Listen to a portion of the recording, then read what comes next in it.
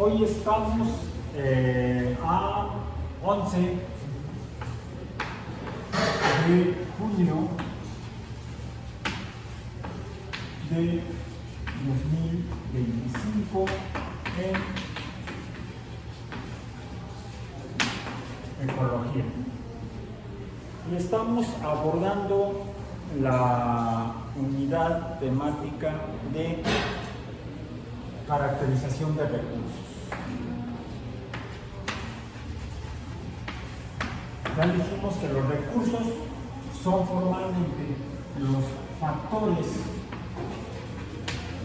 ambientales,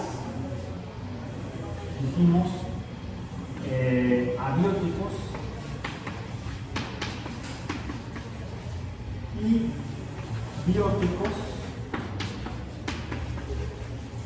que encontramos en el entorno, en los ecosistemas, sean los factores de los ecosistemas.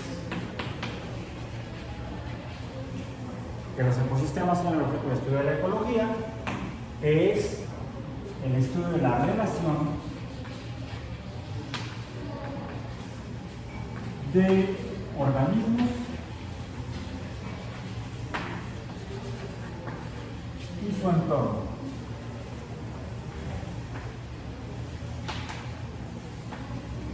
Entonces, en el entorno o ambiente es donde vamos a considerar lo que existe, que puede ser de origen vivo, biológico, o de origen no vivo, no biológico. Ya dijimos que estos, su origen es a partir del Big Bang, que sería la energía y la materia. Así podríamos decir que habría dos tipos de factores ambientales. Como la energía, podríamos caracterizarlos o etiquetarlos como físicos o de la física, sus propiedades son físicas, y de la materia sus propiedades serían propiedades químicas. Y así como vamos a entender la importancia de los factores abióticos e incluso bióticos, porque también los mismos factores bióticos pueden ser físicos o pueden ser químicos. Físicos y químicos. Y también la combinación de ellos como productos del metabolismo.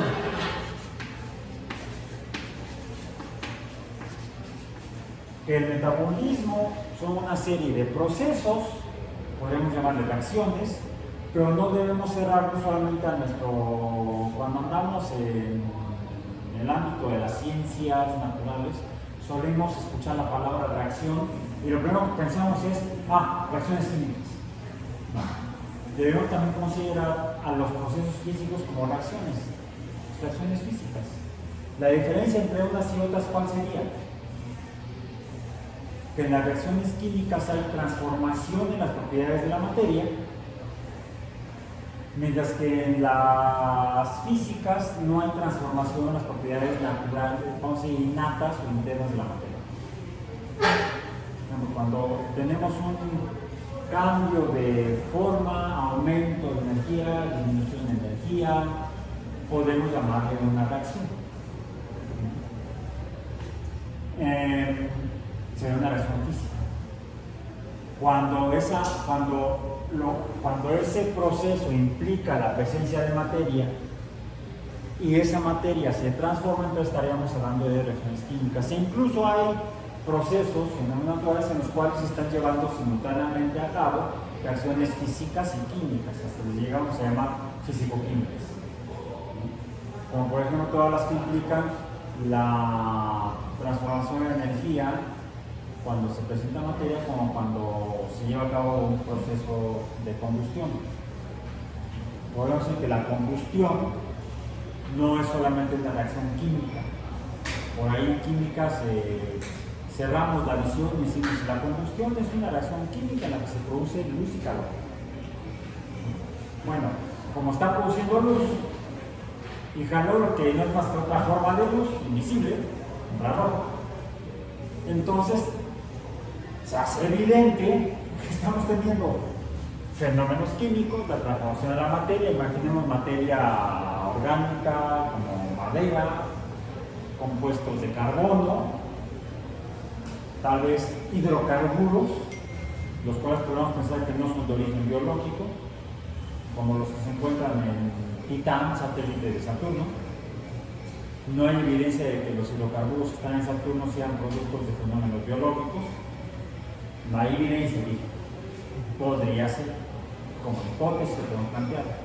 Pero mientras no tengamos la evidencia de los bichos que pudieran existir en Titán, la explicación más probable o posible, digamos, sería que los hidrocarburos que están en la superficie de Titán son de origen abiótico, producto de reacciones químicas, de hecho físico-químicas, que ocurren en el medio interplanetario, por lo menos.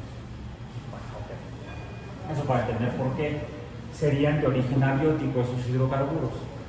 A diferencia de los que usamos, por ejemplo, para ponerle al tanque del vehículo. Digo, el tanque del vehículo porque puede ser gasolina o diésel. ¿Qué son la gasolina y el diésel? Hidrocarburos. ¿Y son de origen como los que están en Titán? No, la evidencia sugiere que son de origen biológico. Son los restos de la descomposición, de la transformación química de los cadáveres de bacterias, algas, otro tipo de plantas y quizás hasta dinosaurios que vivieron en el pasado. Así es que estamos usando. ¿Cuánto cadáver quiere que le ponga a su tanque? ¿De cuál quiere? ¿Dinosaurio? ¿Cómo le llaman? ¿Super? ¿O bacteria fotosintética extra? Ok, entonces, pueden ser de origen abiótico, los hidrocarburos pueden ser de origen biótico. No importa, ambos pueden, en presencia de oxígeno, emitir luz y calor y transformarse el hidrocarburo o los hidrocarburos que hay ahí en CO2 y agua. Hay una transformación química, la reacción química de combustión. Pero al estarse emitiendo luz, ¿qué es la luz? Energía estrictamente, porque no tiene materia, no tiene masa. Y tampoco son partículas. No son pelotitas. Bueno, ok, entonces. Esto es lo que encontramos en cualquier ecosistema. Y los ecosistemas están formados compuestos por estos dos entes, los organismos y el entorno. Esto es formalmente lo que son los ecosistemas.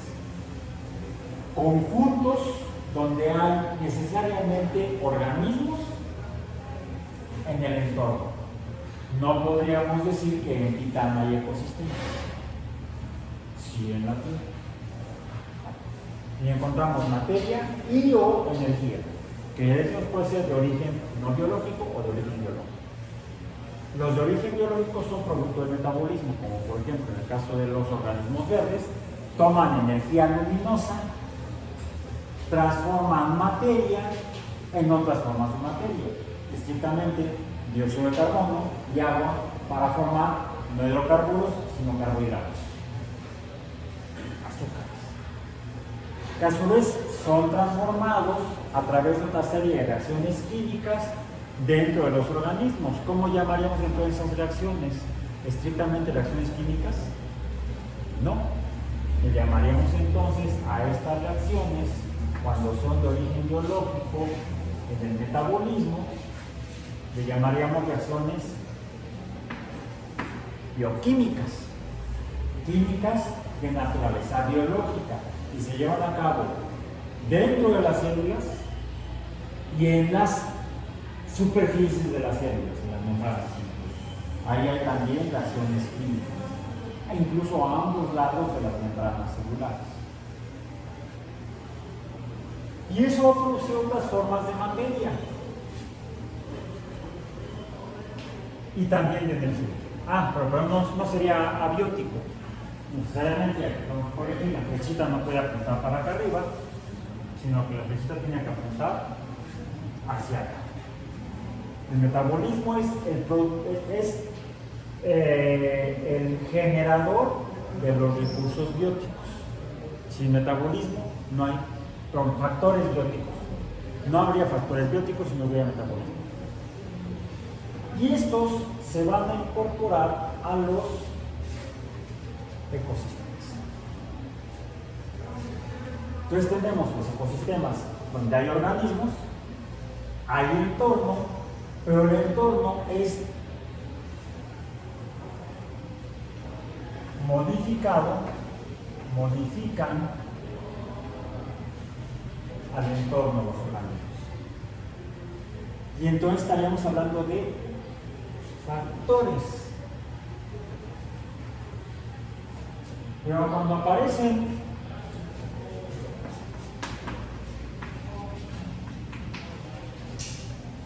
Homo sapiens, entonces ya no estamos hablando de factores, sino de recursos. Los factores son naturales, los recursos proceden de la naturaleza, pero a su vez los humanos pueden ser capaces de generar nuevos componentes físicos y químicos. Como son producto de un organismo llamado Homo sapiens, los Homo sapiens no pueden estar produciendo factores, vamos a decir, energía y materia abiótica, no. Podemos usarla. Digamos que estos vienen y se incorporan a las actividades del Homo sapiens, pero estas son lo que produzca el Homo sapiens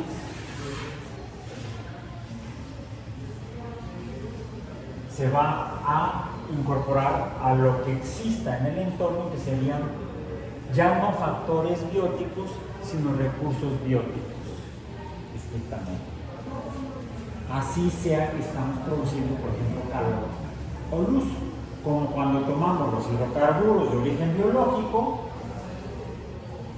y los ponemos en combustión, ya sea para producir luz o para producir calor. Básicamente nos interesan para producir, al menos inicialmente, calor, para provocar máquinas térmicas, para poder elaborar máquinas térmicas y producir movimiento. Ya fuera en las máquinas térmicas de combustión externa, como la máquina de vapor, o de combustión interna, como las máquinas de vapor, sino los motores a combustión interna, los que usamos básicamente hoy en día. Las máquinas de vapor probablemente las usamos solamente en grande en las nucleoeléctricas. Solo que en lugar de quemar o generar el calor a través de la combustión de hidrocarburos, sean carbón o sean petróleo y sus derivados, incluido el gas natural, lo que hacemos es obtener el calor a partir de la fisión nuclear, la ruptura de los núcleos. Por eso todo. Ahora, tanto los Homo sapiens como los demás factores bióticos, en el proceso del ciclo de vida de los organismos, va a dar lugar a que todo lo que vive se muere. Y cuando se muere, ¿qué sucede cuando mueren los organismos? Cuando los organismos mueren, se incorporan como factores bióticos y agregan entonces materia orgánica. ¿Y esa materia orgánica dónde queda? En el sustrato. en el sustrato y forma lo que llamamos el suelo. El suelo es de origen biológico, por lo tanto, se convierte de manera natural en un factor, pues lo pongo en amarillo. Lo que está en amarillo son factores. Lo que está ya en verde después de que escribí bióticos serían recursos. Por eso puse en un recuadro verde a los recursos. Cuando los humanos usamos factores, los transformamos de ser factores naturales, ambientales, ecológicos, y ser recursos ambientales.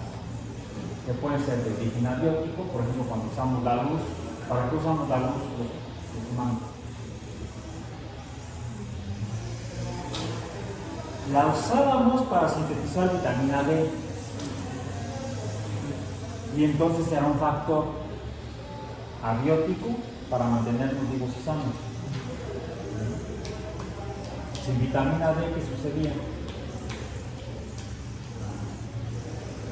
Se utiliza para fijar el calcio en el tejido óseo. Entonces, la gente que tiene deficiencia nutricional de vitamina D tiene problemas de deformación, son problemas realmente, porque luego ya no puedes tener problemáticas de locomoción, por ejemplo. Entonces hay deformaciones óseas cuando hay deficiencia de vitamina D. Y no tuvimos ningún problema mientras vivíamos en el este de África y nadie se fijaba en los demás.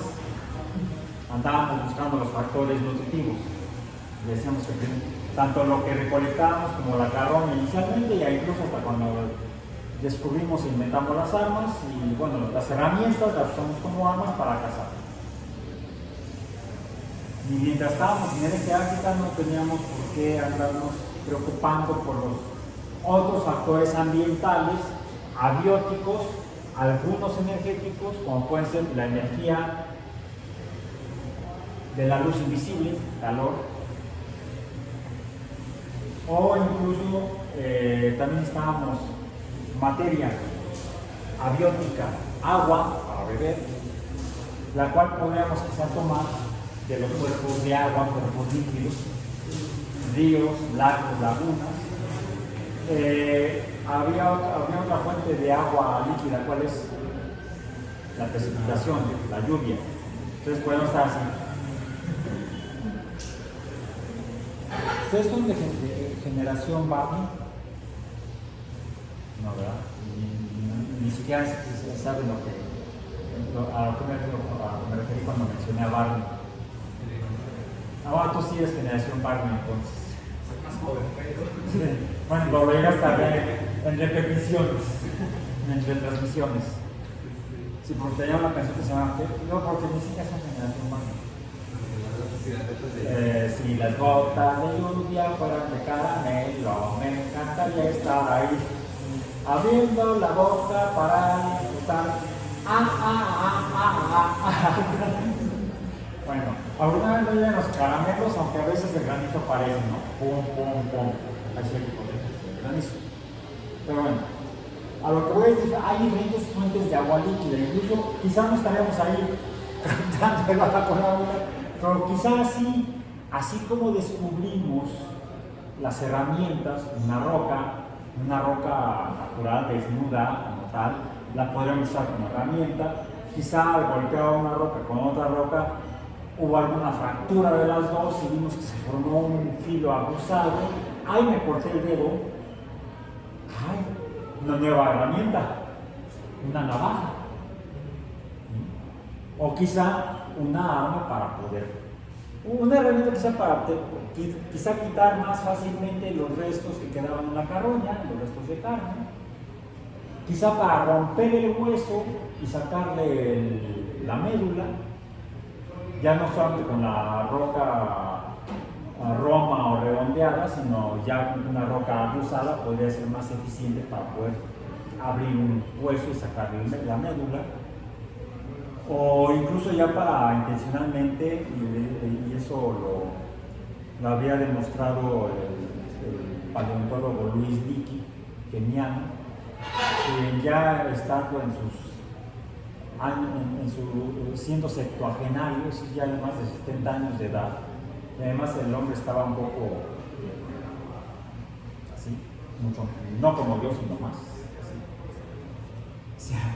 Probando la hipótesis de que los humanos y otros homínidos podrían haber sido cazadores una vez que tenían herramientas, armas, se subió a un árbol allá en Kenia, en la llanura, se subió a un árbol con una roca usada en la mano, y cuando pasó un antílope por debajo de él, se dejó caer encima, y pues nada más para pura masa, tumbó al animal y con la herramienta, ¡guas!, como arma, pudo demostrar que habríamos podido ser sin armas naturales, sino con las armas o las herramientas artificiales, podríamos ya haber empezado a ser cazadores. Curiosamente, ese experimento reforzó el modelo de cazadores-recolectores. Su hijo, Richard, también paleontólogo, él no estaba de acuerdo con lo que la hipótesis que había planteado su papá, incluso basada en el experimento que hizo el padre, sino que él se fue más por la hipótesis de los homínidos carroñeros, y él también hizo el experimento, instando también ahí en Kenia, en el mismo parque nacional correspondiente. Buscó ahí donde hubiera restos de alguna presa cazada por leones tal vez, o por leopardo. No, los leopardos cuando después de que cazan se suben a la presa de un árbol para alejarla de los leones, precisamente. Aunque los leones también se suben a los árboles. Y entonces encontró por ahí alguno de estos, había todavía hienas, había buitres, y él solo, simplemente gritando y agitando los brazos, logró ahuyentar tanto a las hienas como a los buitres y poder llegar a donde estaba la carroña. Mediante otro experimento, él demostró que los homínidos, simplemente haciendo escándalo, podrían haber haber satisfecho sus necesidades nutritivas mediante carroña. Quizá operamos simultáneamente, cuando podíamos cazábamos y cuando no podíamos nos alimentábamos de carne. Digo que de ahí quizá viene esa frase muy mexicana de que la carne pegada al hueso es la más rica. Bueno, a mí me encantan las costillitas.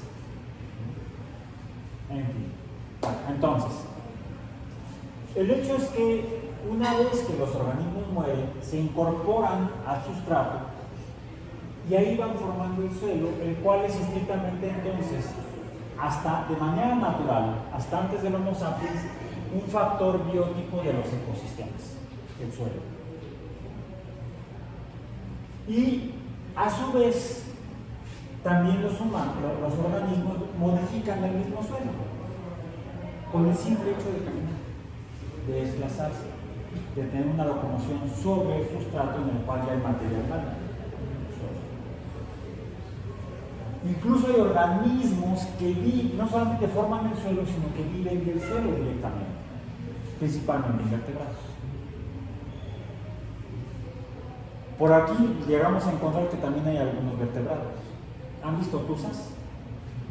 ¿No? ¿No les ha tocado ver tuzas? Son mamíferos. Curiosamente, hace un año que tuvimos el último curso de ecología, estábamos haciendo una actividad en uno de los jardines ahí, en el jardín junto al edificio R, y andábamos ahí viendo cosas y de repente sale una tusa de como a unos 20 metros de nosotros, vimos que salía a la tierra, salió, se asomó, nos vio y se volvió a meter y tapó el hoyo. Sí, se nutren de lo que hay en el suelo, que no solamente son animales, ya sean invertebrados o vertebrados, sino también, sobre todo, materia orgánica vegetal, raíces, por ejemplo, o restos de lo que va cayendo de las plantas vasculares o no vasculares, que se sueltan hojas, fragmentos de sus diferentes partes corporales. ¿Qué es lo que vamos a hacer el día de hoy? vamos a observar el suelo y tomar algunas muestras de él. Y van a ustedes a tratar de identificar qué tipo de objetos encontramos. Si son abióticos o bióticos. Si son utilizables, entonces serían recursos, o no son utilizables por los humanos, sino por otros organismos, entonces serían factores para otros organismos. Para eso me permite traer un material que ese sí es de propiedad de yo, de hecho de cuando tenía jardín en casa, pero desde que me mudé a cuando nos mudamos de nuevo a la Ciudad de México, pues llegamos a un 9º piso y ahí pues no hay donde poner un jardín, ¿verdad? Bueno, hay algunos departamentos muy caros donde tienen su jardín en el penthouse, pero no es el caso, ¿eh? No es el caso.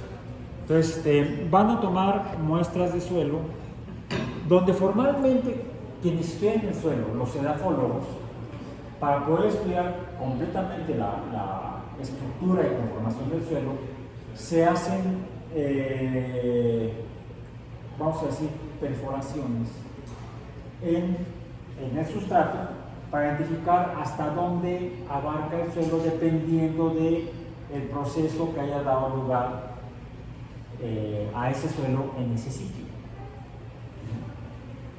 Pueden variar tanto la composición abiótica y biótica del suelo como la magnitud, las magnitudes de esos componentes, dependiendo del sitio en el que se encuentren y los procesos naturales que se hayan llevado a cabo. Por ejemplo, si encontramos lecho rocoso, pues simplemente no hay suelo o hay una capita delgadita de suelo.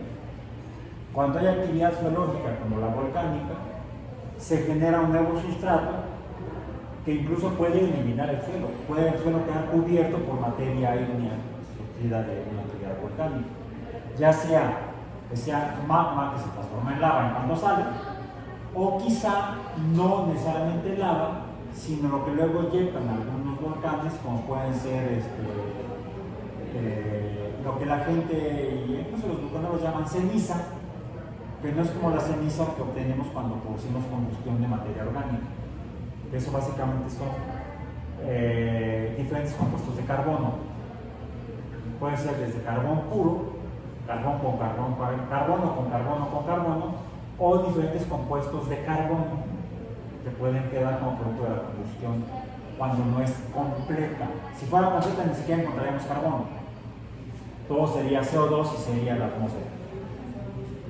Pero no toda la combustión de la materia orgánica es completa y entonces quedan diferentes compuestos de carbono. No, la ceniza volcánica no es como esa. Es de hecho roca pulverizada. Lo que de hecho los geólogos, los vulcanólogos la revisan, la analizan utilizando como auxiliares lentes de aumento, diferentes tipos de lupas, vamos a decir, para tratar de ver inicialmente la composición de los fragmentos que pueden presentar diferencias en forma, en color, dependiendo de la composición química elemental de esa materia de origen geológico. E incluso en otros, cuando es necesario, hacen observaciones microscópicas, incluso llegando a usar técnicas de microscopía electrónica, ya para estudios más detallados.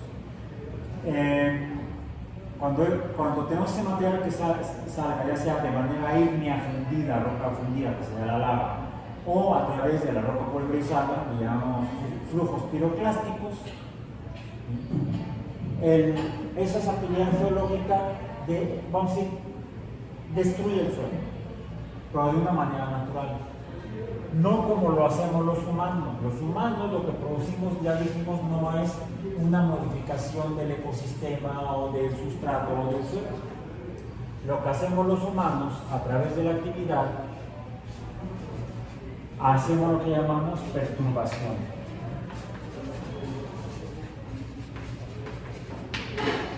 Perturbamos, por ejemplo, el suelo, modificamos su estructura y composición, como cuando se cuidan jardines.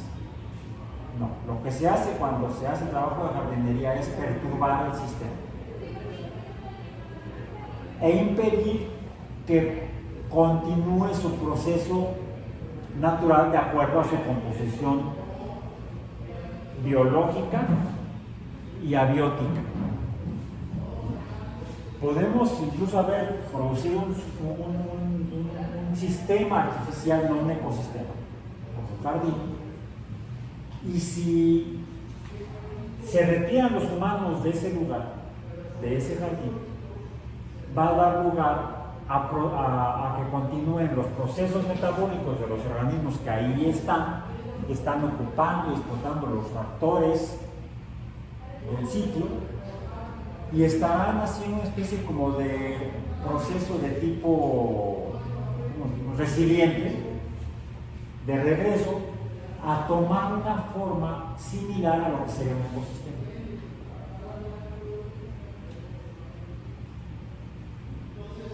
Pero si regresan los humanos y llegan a regresar a poner el jardín porque está muy feo, hay mucha hierba, ¿sí? Entonces aunque digan que lo están poniendo bonito, lo están perturbando y lo están regresando a una estructura artificial.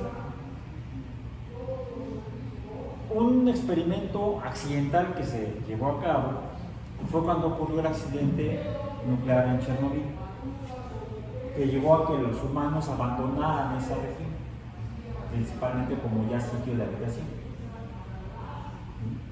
Se observó cómo la naturaleza, los organismos, retomaron el control, vamos a decir, del sitio perturbado por generaciones, donde se había construido la ciudad de Chernobyl y todo su entorno, y se volvió a generar un entorno muy similar a los ecosistemas del lugar.